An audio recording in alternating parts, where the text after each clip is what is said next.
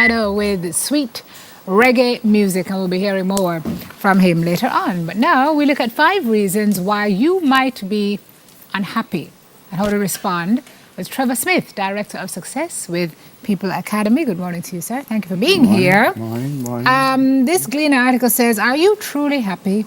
On a scale of 1 to 10, with 10 being joyful, happy and contented, and 1 being sad, miserable and frustrated, where would you score? I'm not sure how we're going to apportion. Well, where would you score? 8. That's good. That's where would you score? Me? Yeah. It fluctuates. Yeah. On a good day, 15. Yeah. On a bad day, 9. But we have you have joy killers and responses. My question is, I guess, where in that you determine where you are on the spectrum, but I guess it depends on your answer to each. So let's go through them, right. if that's Then okay. Before sure. I write these Outlook articles every week, right? But I have 700 words, so I can't get in what I need to do. So I need to clarify some things. 7 minutes? We have 7 minutes. Yeah, it's all right. I can speak quickly. All right. So the first thing is that there are people that are experiencing pain, genuine anguish. I don't want to come and believe that in 700 words I can fix that. Mm-hmm. So I don't, nothing that I say should underestimate the problems that people are genuinely having, okay? And that I can come and dispense some quick fix, but solution. We can help. Maybe. Yes, hopefully. and help people with kind of a toolkit to go through. Yes. And the second thing would be that I need to make a distinction between happiness and joy. And the happiness thing is, okay, I watch you guys, I'm pleased, I'm happy. I look at my cell phone and realize that the West Indies are about to snatch defeat from potential victory, and I'm sad. So external events can make me happy, sad, etc. Joy is a little different.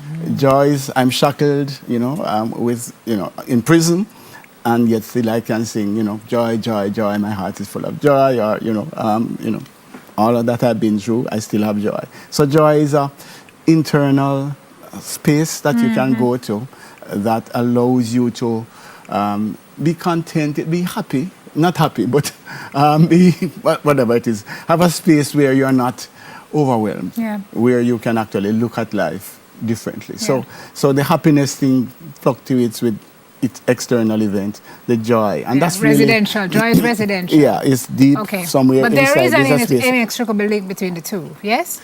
Well, if you are consistently unhappy, it can threaten your joy. It can threaten your joy. And so the key that I want to get across is that we need to find that place where the joy comes from, the source, and to connect with it. Yeah. So some people say find your happy space, you say find your joyful space. Yeah, because the happiness, as I mentioned, is to link to external events. Whereas whatever is happening to you, a Mandela can be incarcerated but still have joy. Yeah. All right. Okay. So, well, nothing can suck the joy out of your financial problems. Yeah. And that's one of the first things we're going to be talking about as a joy killer. Number one joy killer. Yes. So that's where it is. Money worries is really a challenge for many persons. Yeah. One of the things that I'm suggesting though is that, and it happens in all areas, is that we tend to exaggerate the worst. In other words, I suppose, I don't know what it is, but we're sort of built to, if something is going to happen, we think worse. We don't think wonderful. Like right now, I'm thinking the West Indies probably will lose by 100. I think you're instead of knocking. I don't know. I don't get that impression, but instead of believing that they're going to knock it off with 3 wickets, that's sort of how we think. And so we're running into financial problems. One of the things that we need to do is to look at what is. The fact that you don't have money today doesn't mean you're going to die of starvation. But that's sort of where I want to go. So that's one side. The other side is to actually go to the worst, place and be there. Because one thing that we know is that when we are sure about something, I think uncertainty is more scary than knowing. Clear. Yeah, So if, let us say, you're threatening to lose your house, actually get to the place where you accept that, okay, it's gone. let me go and find out where I'm going to get this furniture stored or sold. Acceptance. Go to the place where, so that once you confront the worst case, then it's easier for you. And then you start to know, get active. There is truth in that. So, there is truth in that, Sir Trevor. Right. Relationships. Can be a source of such joy. And then it can be an assassin of joy. Oh boy. This one. No, but this one is probably the easiest, you know. Is it? Probably. Well, in a sense. Let me tell you. All right. I get the young people at St. Andrew Church of Christ bother me all the time to come and talk about relationships. And they will know over and over. I say to them, choose wisely. Because an unhappy relationship is a very, very bad thing. But choose wisely. But let me tell you something. You're involved with the games of chance. When you put your money down and you buy a lottery ticket, you don't cry and over it and say, "Oh my gosh, I have lost my money." Some people might. But I'm not saying no. But I'm not saying. But it's a chance, and believe you me, human. It never works.